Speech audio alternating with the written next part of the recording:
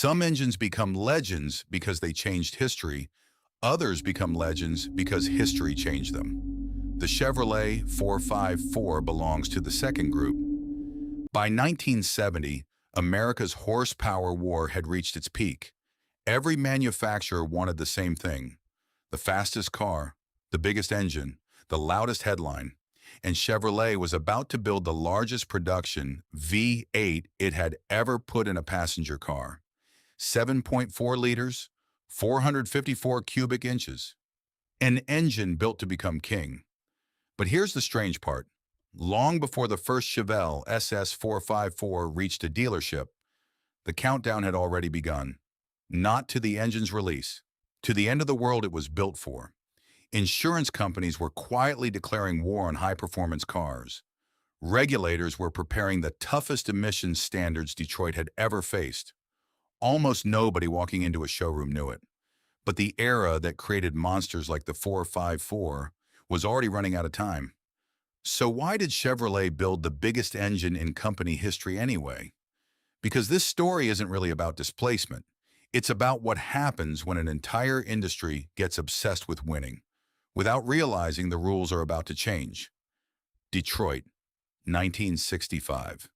Inside Chevrolet's engineering department, nobody was talking about emissions or fuel economy. Not yet. Only one question mattered: who was building the fastest car? It wasn't just competition, it was obsession. Every race on Sunday became a headline on Monday.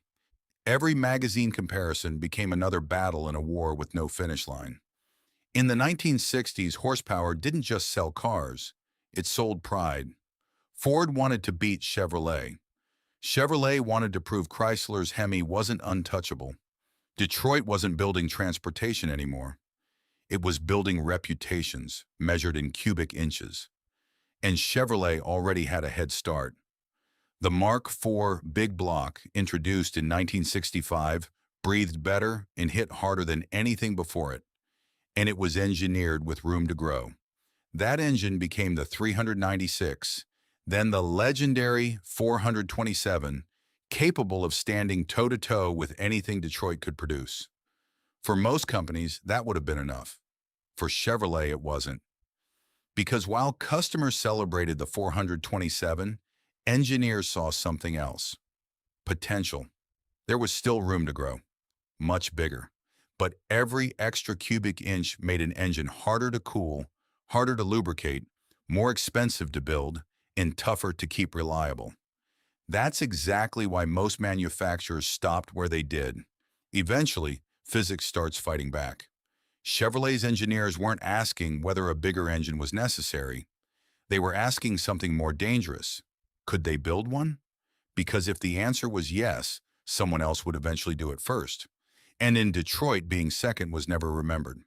So while America saw the 427 as the king of Chevrolet performance, inside the engineering department, it was already yesterday's news. The next project would challenge a belief almost every engineer accepted: that there was a practical ceiling to how much displacement the Mark IV platform could hold. Chevrolet intended to find that ceiling.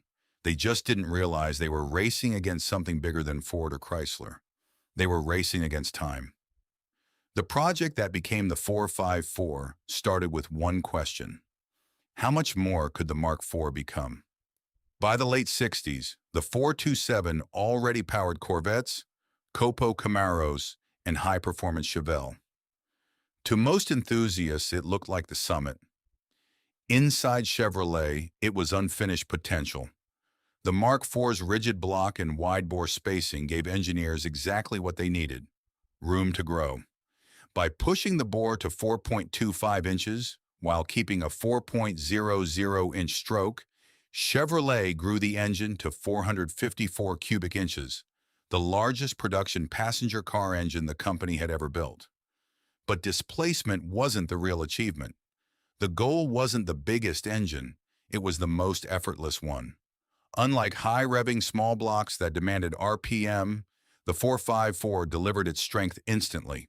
Peak torque arrived low and shoved a heavy Chevelle forward like it weighed nothing. For street performance, there was the LS5, 360 gross horsepower, 500 pound-feet of torque. For the ultimate version, there was the LS6. Higher compression, forged internals, a solid lifter cam, big rectangular port heads, and an 800 cubic feet per minute Holley carburetor. Officially rated at 450 gross horsepower, it became one of the most formidable factory engines of the muscle car era.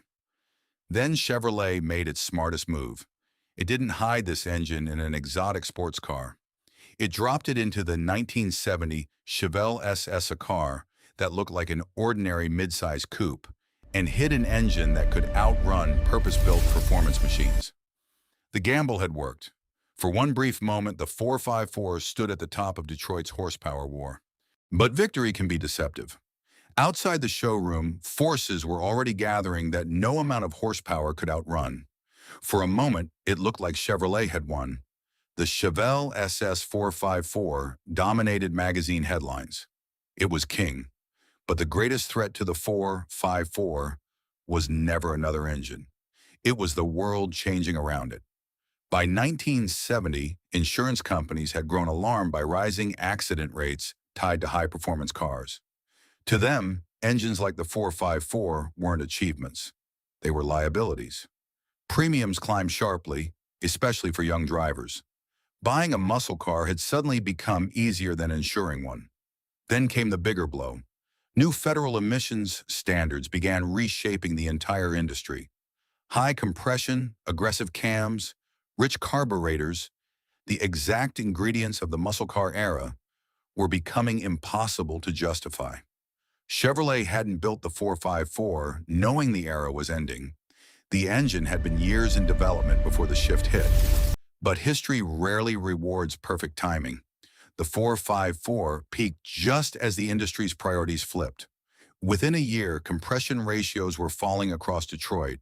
The LS6 vanished after 1970. In 1972, manufacturers switched from gross to net horsepower ratings. And overnight, America's most powerful engines looked weaker. Even when some of that drop was real, the horsepower war was ending. But the 454 refused to disappear. It simply found a new job. Instead of ruling the drag strip, it went to work in heavy-duty pickups, Suburbans, motorhomes, and boats.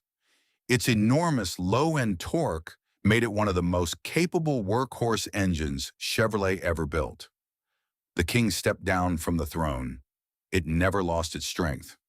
Looking back, it's tempting to call the 454 a mistake. Bad timing on insurance, emissions, and the death of the muscle car. But the 454 wasn't built because Chevrolet failed to see the future. It was built because that future hadn't arrived yet. When engineers started the project in the late 60s, the horsepower war was still raging, and standing still meant falling behind. Building it wasn't reckless. It was the only logical move. When the 454 hit showrooms for 1970, it delivered exactly what Chevrolet wanted. One of the most powerful, respected engines of the muscle car era. The tragedy wasn't the engine. The tragedy was that the world changed faster than anyone expected. The Chevy 454 became the final expression of an idea that shaped Detroit for a decade. If your competitor built more horsepower, you built more. If someone built a bigger engine, you built a bigger one. The 454 was the peak of that philosophy. Not the beginning, not the future, the peak. And even as the muscle car era faded, the engine didn't. Its torque made it a favorite in trucks, boats, and motorhomes. Racers embraced it. Hot rodders modified it. Decades later, aftermarket companies still build parts around the same platform. Very few engines get a second life. The 454 got several. The Chevy 454 wasn't remembered because it was the biggest, and it certainly wasn't remembered because it lasted the longest. It's remembered because it arrived at the very peak of Detroit's horsepower war, just before the rules changed forever. The 454 didn't lose because it lacked power. It lost because the world around it moved on. But more than 50 years later, Every deep rumble of a Chevy 454 is a reminder of a time when Detroit believed there was no such thing as too much engine. And for one unforgettable moment, Chevrolet proved them right. The 454 wasn't just a legend, it was Detroit's last big gamble.